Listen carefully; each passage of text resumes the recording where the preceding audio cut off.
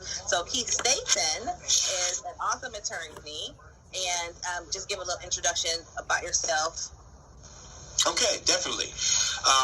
I've been practicing criminal law in Sacramento area for about 30 years now. I've done pretty much maybe 170 or so jury trials in this area. Everything ranging from homicide on down to petty thefts and things like that. I've run the indigent defense panel and sat as their chairman, which are the lawyers who accept cases from the county who are private and independent contractors. I've taught at UC Davis, and I teach now at ARC. I run an expungement clinic there that we do during the semesters, probably 3 or 4 times during the semester, and various other things. Speaking engagements, I do a Know Your Rights speaking engagement for anyone who wants to know. I have pamphlets and information about how to deal with police officers and how to deal with your criminal case. So my focus is trying to educate the community, which makes me be here today and be proud to address anyone who's willing to listen. Okay, thank you. And I absolutely love the Know Your Rights. I could probably recite that and have like a one-woman stage show about knowing your rights.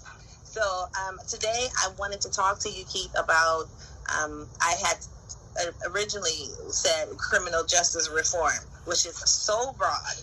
So I really needed to narrow that down. There's a lot of people right now that don't know this information that you are going to share today. So it's very, very important. I'm very, very passionate about it. And one question that a lot of people ask me about is the 3 strikes law. Can you expand on that? Yeah, 3 strikes law, when it first came out, of course, was intended to punish individuals with prior felony convictions that we called serious or violent felonies. What the law did was it took those felonies. The legislature actually enumerates the felonies that qualify as serious and violent, and some are serious and violent. And what they've done in the 3 strikes law originally was said if you had 3 of these, the third one would amount to a 25 to life sentence. And it was mandatory in the very beginning, meaning bicycle theft, pizza theft, small petty thefts. If you had prior thefts, could be charged as felonies, and those felonies would kick in 25 to life. So it was egregious, but that was during the 80s and 90s when we started filling up the prisons. What we've done, or at least what citizens have done, is they've agreed that the 3rd strike should be a serious and violent felony in order to kick in 25 to life. And even before that, we passed, didn't pass, but 2 cases were heard, Romero and Williams. And what they did was they changed and gave the judge discretion to strike those strikes if they are old.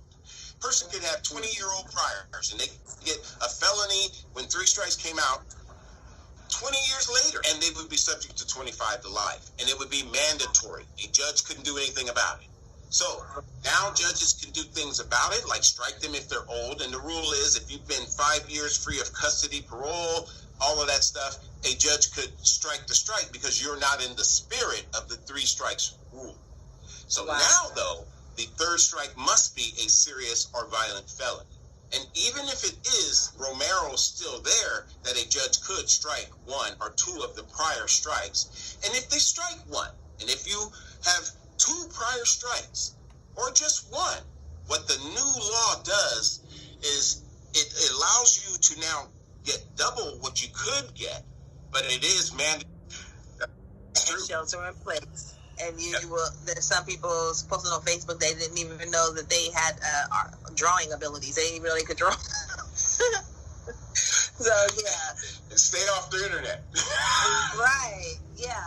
And there's so many different posts, people making phone calls. I'm like, I don't need another phone call about anything else. It's all over the place. You just can't get away from it. But anyways, thank you, Keith. I really appreciate you so much. And I'm going to put your all of your contact information, your websites, and all the wonderful things that you share that you're doing. I'm going to also put that on the website as well. Perfect. So, education is knowledge, and knowledge is the key to freedom, right?